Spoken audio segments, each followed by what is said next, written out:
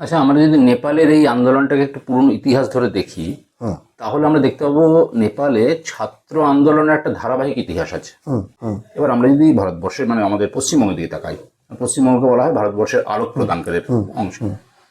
বাংলাতেও কিন্তু ছাত্র আন্দোলনের একই রকম ধারাবাহিকতা। হুম হুম সেই স্বাধীনতা পর্ব থেকে আরম্ভ করে আজ পর্যন্ত বলতে আমি বলতে চাই, স্বাধীনতা পর্ব থেকে আরম্ভ করে কমিউনিস্ট আন্দোলন পর্যন্ত অন্তত ছাত্র সমাজে ভীষণভাবে সক্রিয়তা এবং মানুষের চেতনা জাগরণ, ছাত্র সমাজের এগিয়ে আসা এবং তাদের আন্দোলনগুলোকে অনেক বেশি সফল করে তোলা। কিন্তু তারপর বর্তমান ছাত্র সমাজ এইরকম একটা পরিস্থিতিতে পড়ছে কেন? ছাত্রদের তরফ থেকে আন্দোলন কেন হয় এটা খুব বোঝার প্রয়োজন আছে। কারণটা হচ্ছে ছাত্রদের বয়স। একটা মানুষ ওই বয়সটাতে সে সংসারের ঊর্ধ্বে বাস করে সাধারণত। তার তখন সাহস, ভবিষ্যৎ পরিকল্পনা, তার সীমাবদ্ধতা, তার চিন্তাভাবনার উদারতা, তার আবেগ, তার হৃদয়বত্তা যে পর্যায়ে থাকে, তখন তাকে দিয়ে অনেক বড় বড় কাজ হতে পারে। ছাত্ররা তাই যুগে যুগে বা সময়ে সময়ে খুব বড় বড় আন্দোলন ঘটিয়েছে, অনেক বড় পরিবর্তন এনে দিয়েছে। কারণ আত্মবলিদান, ওই রকম বলিদান দেওয়ার মতো সাহস ছাত্রাবস্থা বা ওই বয়সেই থাকে। পরে সেই ছাত্রই, একটি ছাত্র যখন এই পরিমাণ একটা সময় কাজ করেছে, আত্মবলিদান দিয়েছে, এত সাহস দেখিয়েছে, সেই যখন 40 বয়স 40 বয়সে যাচ্ছে, সেটা কিন্তু আর নেই। এই আর বোঝার আছে। তো সেই যে ব্যাপারটা, তার জন্য ছাত্রের তরফ থেকে আন্দোলনগুলো ঘটে এবং সফলতা হয়। আর সফলতা ওই অর্থে হোক বা না হোক, তাদের যে ঢেউটা তৈরি করে সেটা কিন্তু সমাজকে এগিয়ে দেয়, সমাজের নিদ্রাকে বিঘ্নিত করে। ছাত্রদের আবেগ, ছাত্রদের সাহস চিরকালই প্রকৃতিকে সুন্দর রাখে, সজীব রাখে। এইটাই সফলতা।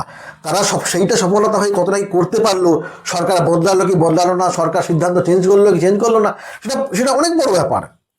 কিন্তু সেই তাদের যে ঢেউ, তার সাহসিকতার ফলে একটা সমাজের মধ্যে স্রোত বয়ে গেল, তার নান্দনিকতা সেইখানে আছে, প্রকৃতির জয় সেইখানে আছে, জীবনের জয় সেইখানে আছে। কিন্তু আজকের পশ্চিমবাংলা বা তথা ভারতবর্ষে ওটা কেন হচ্ছে না? তার কারণ প্রথম বলি আমি, সেই সাহসিকতার মধ্যে ছেলেরা নেই। সেই ডেসপেরেসি, সেই অদম্য নেশা, অ্যাডভেঞ্চারের নেশা, জীবনকে তুচ্ছ করার নেশা, সেই সাহস, সেই আবেগ, সেই ভালোবাসা কোথায় দেখতে পাই না তো। একটা ছোট্ট সীমাবদ্ধ পৃথিবীতে বাস করছে, একেবারেই সীমাবদ্ধ। তো এটা তো ছাত্র সমাজ নয়, এটা ছাত্র সমাজ ছেড়েই দাও, এটা যৌবনও নয়, এটা কৈশোরও নয়। একটা প্রতিবন্ধী সময়ে বাস করছে আজকের মানুষ, প্রতিবন্ধী। যদিও এর মধ্যেও কিছু পজিটিভ দিক আছে বলে মনে করি, কিন্তু আমি মনে করি এটা ট্রানজিশনাল পিরিয়ড, এটা পরিবর্তনশীলতার অন্তর্বর্তীকালীন পরিস্থিতি। এরকম থাকবে না, থাকার কথা নয়। যুগ পরিবর্তন হচ্ছে, সময় পরিবর্তন হচ্ছে। আজকের যুব সমাজ বা কিশোরদের কাছেও কোনো মোটিভেশন নেই। এই মোটিভেশন না থাকাটাই তাদের মধ্যে যে একটা বিরাট অলসতা তৈরি করেছে, তার ফলে আজকে সেই ধরনের ছাত্র আন্দোলন বা ছাত্রদের উচ্ছ্বাস আমি দেখতে পাচ্ছি না আমরা এখন। বলে পাশের বাড়িতে আগুন লাগলে আঁচতে এসে পড়ে। পরপর শ্রীলঙ্কা, বাংলাদেশ, নেপাল ছাত্র আন্দোলন হোক বা যুব গণ আন্দোলন হোক, সরকার উৎখাত হয়ে যাওয়া, ভারতবর্ষের ছাত্র সমাজ, যুব সমাজ, আপামর জনতা এবং রাষ্ট্রশক্তি সকলের কাছে কি বিশেষ কোনো বার্তা বহন করছে?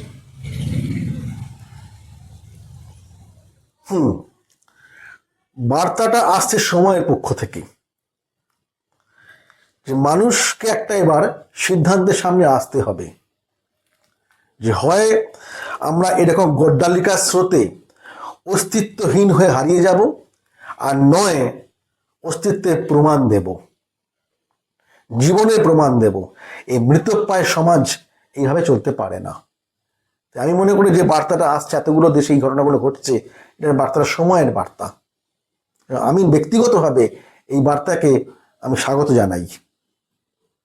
আমি চাই ভারতবর্ষের বুকেও এই পরিবর্তনের নেশা, মানুষের অস্তিত্ব প্রমাণ দেওয়ার অদম্য ইচ্ছা এবং গণ অভ্যুত্থান ঘটানোর প্রতিজ্ঞা দৃঢ় হোক।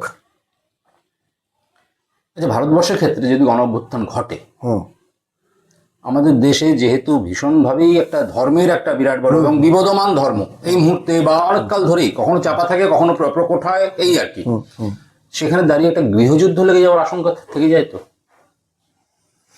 আমার মনে হচ্ছে যে ওইখানটার ব্যাপারটার জন্যই আমাদের এখানে পরিবর্তনটা বা গণ অভ্যুত্থানটা আটকে আছে। যেদিন মানুষ এইটা বুঝতে পেরে যাবে যে এই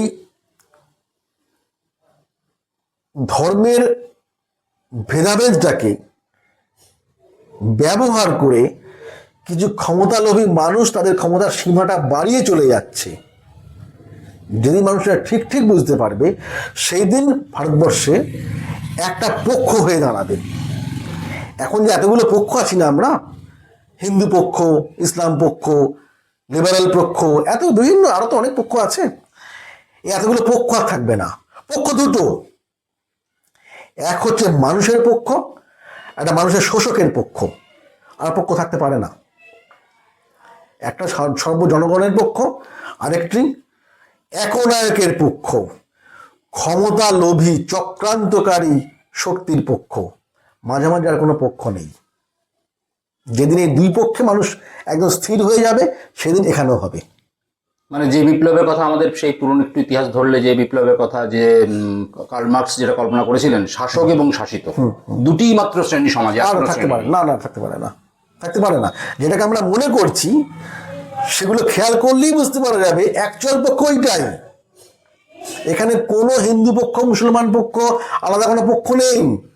এক পক্ষই সব পক্ষ তৈরি করছে, করে নিজেদের চেয়ারের ক্ষমতাটাকে বাড়িয়ে চালাচ্ছে। আর কোনো পক্ষ নেই। মানুষ ওরা বোকা হচ্ছে। কিন্তু ওই যে বললাম সত্য, মানুষ সত্যের প্রতিভূ। মানুষ যুগের পর যুগ এরকম বোকা থাকে না, তারা একটা ভুল করছে।